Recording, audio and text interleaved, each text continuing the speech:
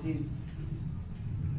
भागों वाला दिन है यहाँ का, लाडवा में जो सत्संग हो रहा है परमात्मा का, क्योंकि बहुत पुराने संस्कार हों, बहुत बड़े संस्कार जब जागते हैं तब किसी जीव को सत्संग प्राप्त होता है।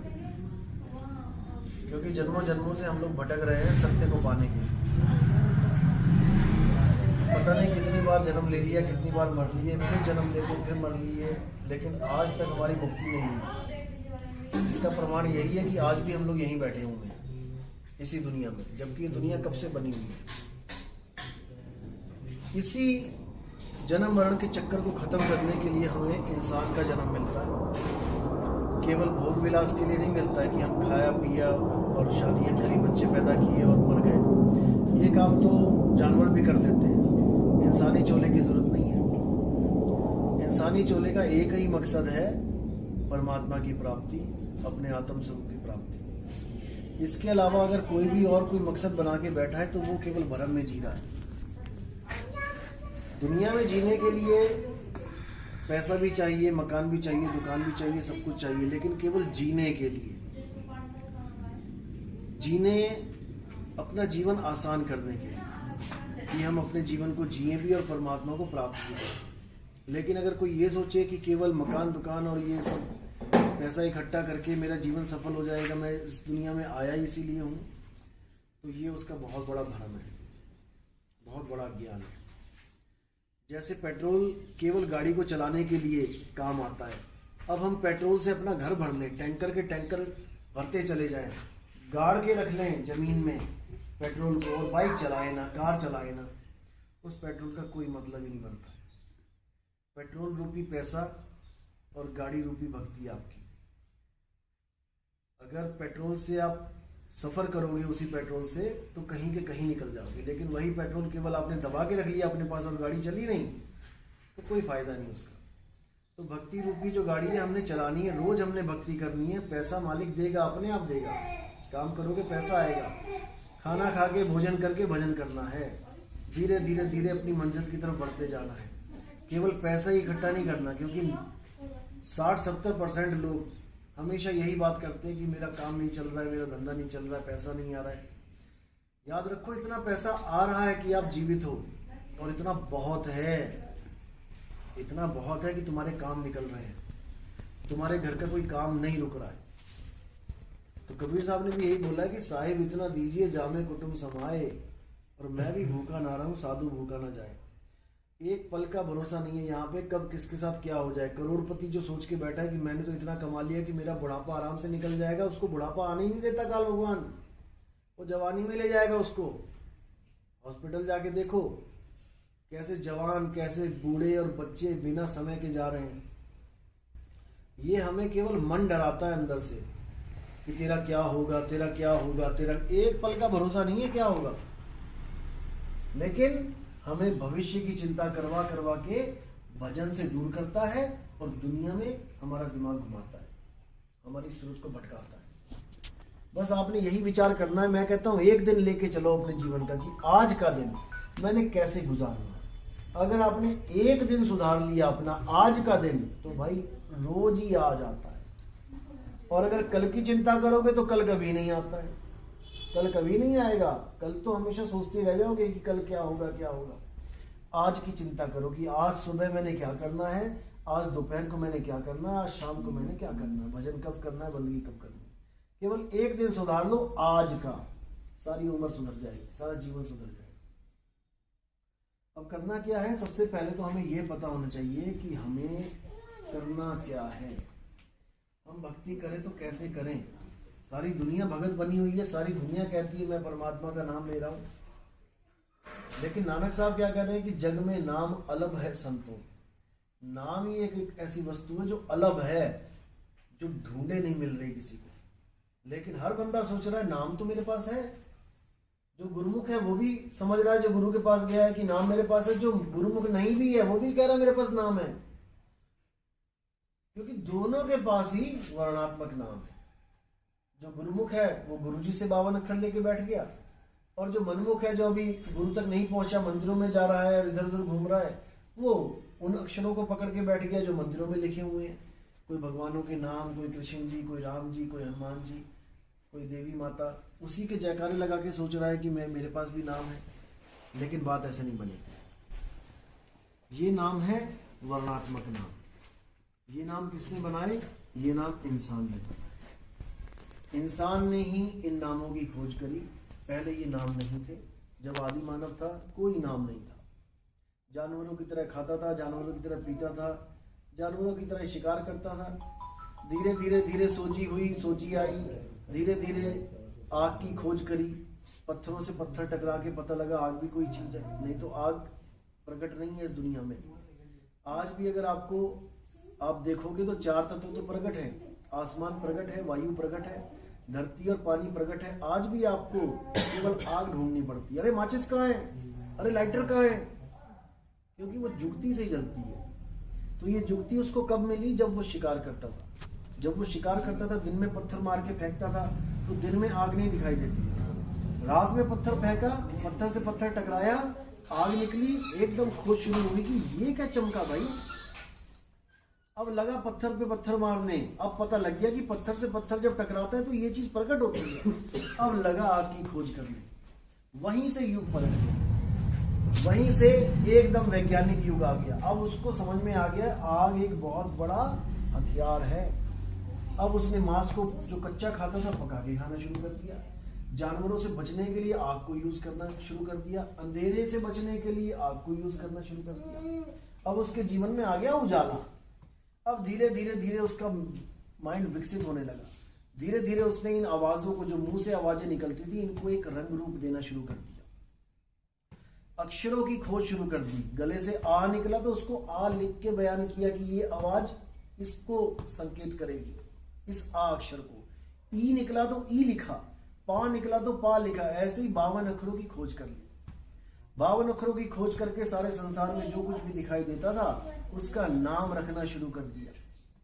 पहले शेर को देखता था तो चित्र बनाता था शेर जैसा, ताकि बाकियों को पता लग जाए कि इस एरिया में शेर है। किसी पहाड़ पे, किसी चट्टान पे चित्र बना दिया। धीरे धीरे धीरे पढ़ना सिखा दिया कि शेर, जब भी मैं शेर ऐसी आवाज अपने मुंह से निकालूं तो समझ जाना मैं इसकी बात कर रहा हूं। धीरे धीरे जो चित्र थे वो शब्दों में बदलने लग गए। आज भी वही काम बच्चों को करवाया जाता है। आज स्कूल में जाते हैं बच्चे तो वही पढ़ते हैं शेर, और साथ ही में उसका चित्र भी रखा होता है। अगर चित्र ना रखा जाए और बच्चा केवल बोलता रहे तो वो पहचान नहीं पाएगा कि मुझे बुलवाया किसके बारे में जा रहा है। इसलिए उनकी किताबों में, ABCD वाली किताबों में देखो, A फॉर एप्पल, साथ में एप्पल का चित्र भी है। पहचानो भी कि मैं बोला क्या हूं, इस आवाज का मतलब क्या है। क्योंकि जितने भी आवाज है, जितने भी ये मैं सत्संग भी कर रहा हूँ, ये केवल एक आवाज है। इन आवाजों को आपको समझने में एक पल नहीं लग रहा, क्योंकि आपको पढ़ा दिया गया है कि मैं क्या बोलूंगा और क्या समझना है आपने। यही आवाज अगर एक चाइनीज सुने आगे, जिसको हिंदी नहीं आती, उसको केवल मेरी आवाज ही सुनाई देगी, समझ में उसके कुछ नहीं आने वाला। एक चाइनीज आके अपनी भाषा बोलने लग जाएगा, तुम्हें एक अक्षर पल्ले नहीं पड़ेगा कि ये बोल क्या रहा है, लेकिन आवाज सुनेगी पूरी की पूरी।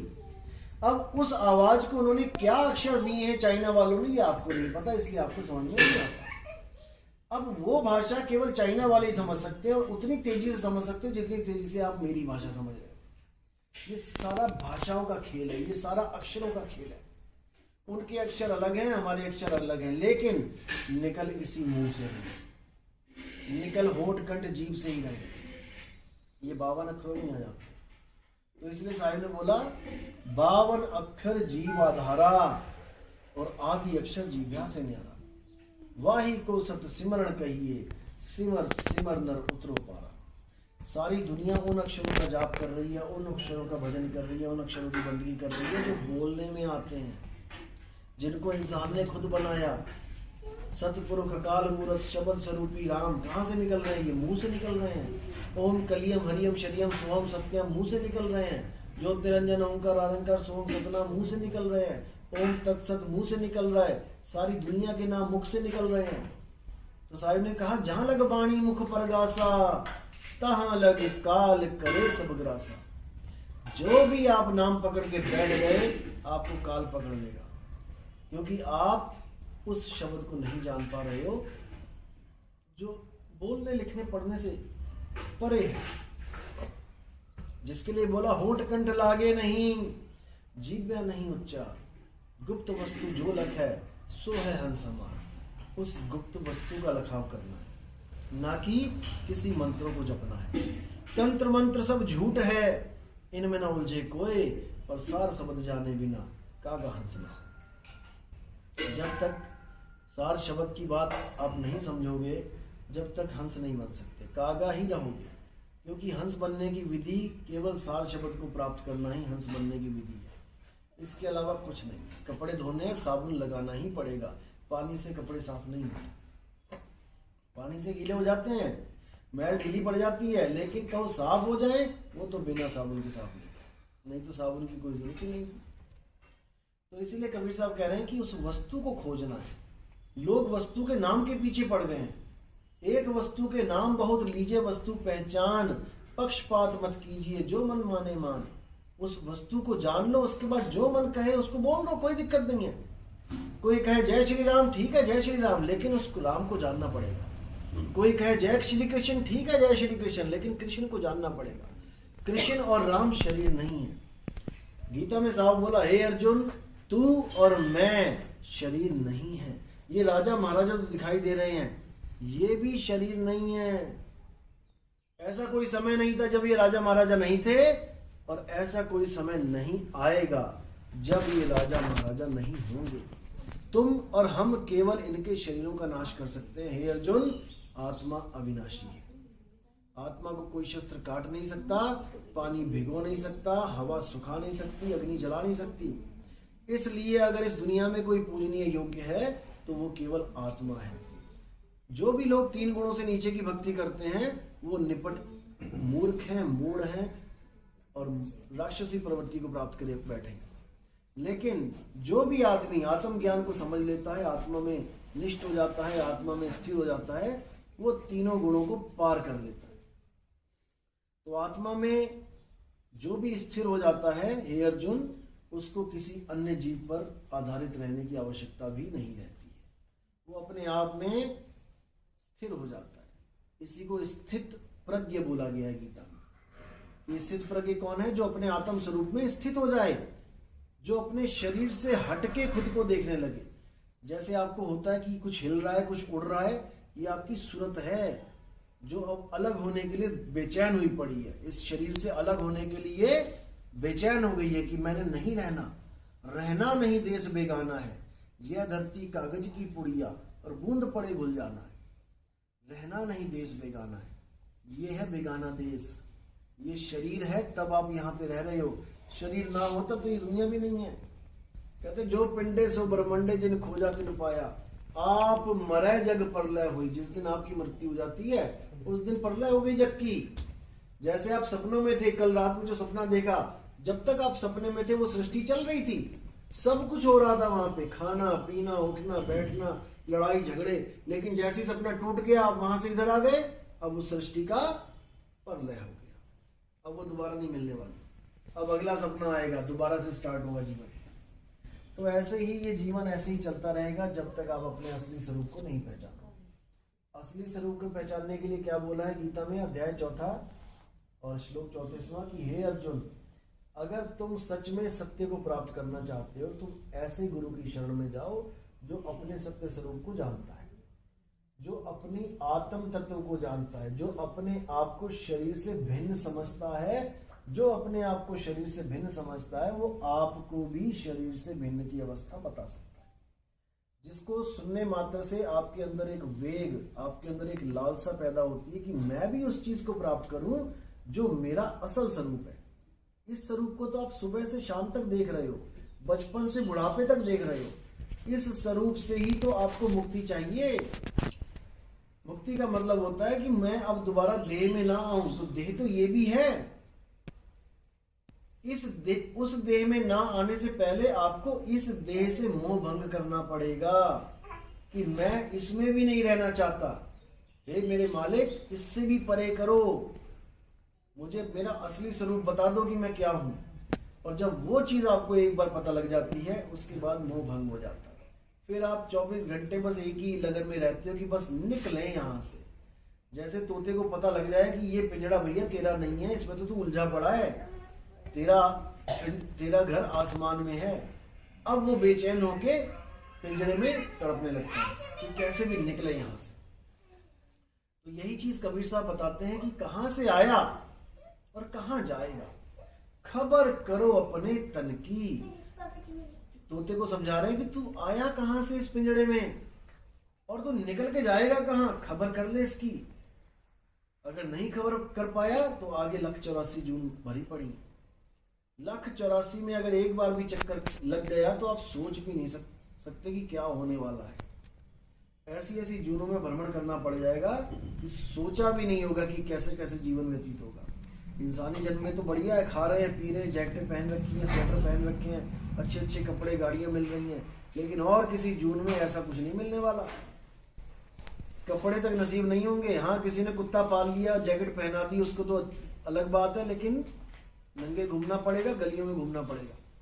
केवल इंसान को ही इतना कुछ क्यों मिल रहा है? क्योंकि उसको पता है काल भगवान को कि ये इंसान भाग सकता है, ये इंसान इस जेल को तोड़ के भाग सकता है, इसलिए इसको इतना कुछ दे दो तो उसी में उलझा रहे।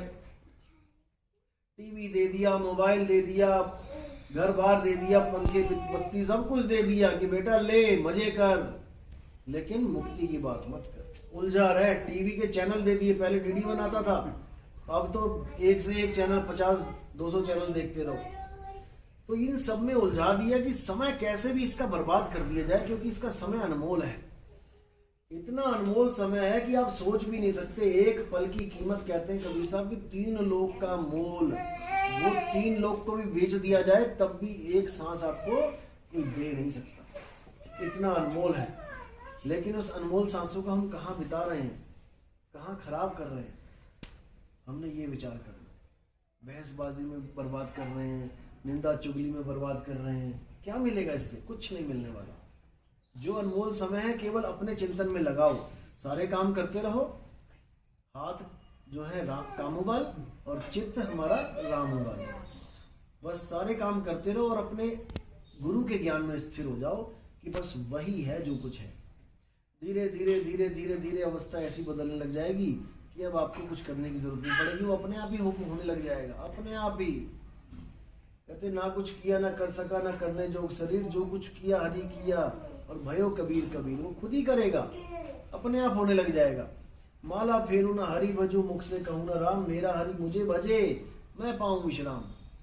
बच्चा एक छोटा सा क्या करेगा? उसको लेके पिता माता खुद ही घूमते रहेंगे, खुद ही उसकी केयर करेंगे, लेकिन कब करेंगे? जब वो अबोध बालक की तरह हो जाएगा कि मैं कुछ नहीं जानता, मैं तो सरेंडर कर रहा हूँ महाराज, मुझे कुछ नहीं पता, जो करना है करो, मैं कुछ मांगता भी नहीं और मैं कुछ मना भी नहीं करता, जो आपको अच्छा लगता है वो मुझे दो। जब ये अवस्था बन जाती है तो परमात्मा स्वयं केयर करता है। इसी को कहते हैं तेरा पाना मीठा लागे। बच्चे को माँ बाप जो देते हैं वो ले लेता है, वो स्पेशल कुछ नहीं मांग रहा। जो अबोध बालक है, जिसको बोध हो जाता है ये गाड़ी है, ये पंखा है, ये है, वो तो मांगेगा कारण, वो तो मांगेगा खिलौने। अबोध बालक कुछ नहीं मांगता, वो बस रोना जानता है। माता पिता अपने आप ही समझ जाते हैं कि उसको क्या देना है, ठीक है। रोना भी केवल परमात्मा के लिए, परमात्मा से परमात्मा को ही मांगना है और कुछ नहीं मांगना है। जब उसी को मांग लिया तो सब कुछ मिल गया। अगर किसी का पिता उसके पास है तो सब कुछ आ रहा है घर में, और पिता ही नहीं है तो क्या आएगा घर में? कुछ भी नहीं। इसलिए पिता को मांगो, वो सब कुछ मांगे, सब कुछ देगा वो। जो जो मांगो ठाकुर अपने से सोई सोई देवे, लेकिन क्या मांगो? केवल तेरा पाना मीठा लागे, इसके अलावा कुछ नहीं। इसके अलावा अगर कुछ मांगोगे तो क्या पता गलत मांग लोगे। एक छोटा सा बच्चा है 14 साल का, वो अपने पापा से कार मांग रहा है, पापा करोड़पति है, दे सकता है, लेकिन वो कार देना उसके लिए मुसीबत हो जाएगी, पता नहीं कहाँ एक्सीडेंट करवा दे, छोटा सा बच्चा है। तो पिता हमेशा देखता है कि बच्चे को कब क्या देना है। बच्चा तो अबोध है, उसको नहीं पता कि क्या लेना है क्या नहीं, वो तो हमारे जैसे मांगते रहते हैं खड़े होकर दरबार में, कुछ नहीं मांगते। उसको हर चीज का पता है कि क्या देना है क्या नहीं देना। तो होता क्या है, इस शरीर से निकलने के लिए 9 दरवाजे हैं। अगर हमने कुछ मांगना है तो हमने यही मांगना है कि मालिक हमारी बाह पकड़ लो बस। यही धर्मदास जी कहते हैं कि मेरे सतगुरु पकड़ी बाह, नहीं तो मैं बह जाता। बह जाता कोई नाले में थोड़ी नहीं बह जाना है, कोई नदी में थोड़ी नहीं बहना है। ये 9 द्वारें हैं आपकी, 2 आंखें, 2 कान, 2 नाक के छेद, मुंह का छेद, लिंग गुदा का छेद, इसी में से सारा संसार में निकलना है, इसी में से निकलेंगे सारे के सारे, और इसी में आनंद ले रहे हैं सारे के सारे। जो जहां का आनंद लेने के लिए बैठा हुआ है, जिसकी सूरत जिस दरवाजे पे ज्यादा अटकी पड़ी है, उसी दरवाजे से वो निकलेगा, क्योंकि इन दरवाजों में भी रस है। जो निंदा चुगली का लेके बैठा है ठेका, वो कानों के रस में उलझा पड़ा है, उसको निंदा चुगली इतनी पसंद आती है कि वो पूरा दिन सुन सकता है। जो आंखों के रस में लगा है वो आंखों से निकलेगा, जो नाक के रस में लगा है वो नाक से निकलेगा, जो खाने पीने के रस से लगा है वो मुंह से निकलेगा, जो नीचे के रसों में लगा है वो नीचे से निकलेगा। तो नानक साहब कहते हैं 9 द्वार नहो रस नहो दर फीके, ये फीके पड़ जाते हैं। कब? रस अमृत 10वें चूजे, जब 10वें द्वार के रस पे आते ही बात, तब ये रस फीके पड़ जाएंगे। लेकिन ये कब पड़ेंगे? जब आपको उस चीज की अनुभूति होगी। अनुभूति कब होगी? जब आप एक रस होके, एक मत होके जब सुरत लगाना शुरू करोगे। ये जल्दबाजी का काम नहीं है। कई लोग कहते हैं जी मेरी लगने दीजिए, 1 महीना हो गया, 2 महीने, 5, ऐसा नहीं होता है। बस आप टिको, आपको खुद पता लग जाएगा कि मेरी सूरत इस वक्त कहाँ भटक रही है। किस चीज को देख के मेरे मन में एकदम इच्छा हो जाती है कि ये चीज मुझे मिल जाए, इसका मतलब अभी और प्रैक्टिस की जरूरत है आपको। ये आपने खुद मीटर लगाना है अपने। बुखार होता है तो थर्मामीटर डॉक्टर के मुंह में थोड़ी देते हैं हम लोग, अपने मुंह में देते हैं। हमें हमारी स्थिति बताता है थर्मामीटर की भाई ये कम है कि ज्यादा है। इसी प्रकार विवेक नाम की एक चीज है जो आपका थर्मामीटर है। अपने विवेक से अपनी हालत चेक करो कि जब पैसा आता है तो मेरा मन पैसे पे डोलता है कि नहीं डोलता है। कोई और चीज दिखती है, मेरा मन उस पर डोलता है कि नहीं डोलता है। खुद चेक करो। जो मीट खा रहे हैं और जिन्होंने छोड़ दिया है, वो मीट की दुकान के आगे जाके चेक करो कि मेरे मन में लालसा है कि नहीं है कि दोबारा खाऊं इसको। जो अंडे खा के छोड़ चुके हैं वो जाके चेक करो कि अंडे की दुकान के पास जाके कहीं मेरा मन डोलता तो नहीं है। जहां पर डोल रहा है उसी पे वर्क करना है आपने केवल, जहां पर भी, क्योंकि ये आपसे ज्यादा कोई नहीं जानता कि आप कहां डोल रहे हैं। याद रखना इस बात को, आपकी नस आप ही जानते हो।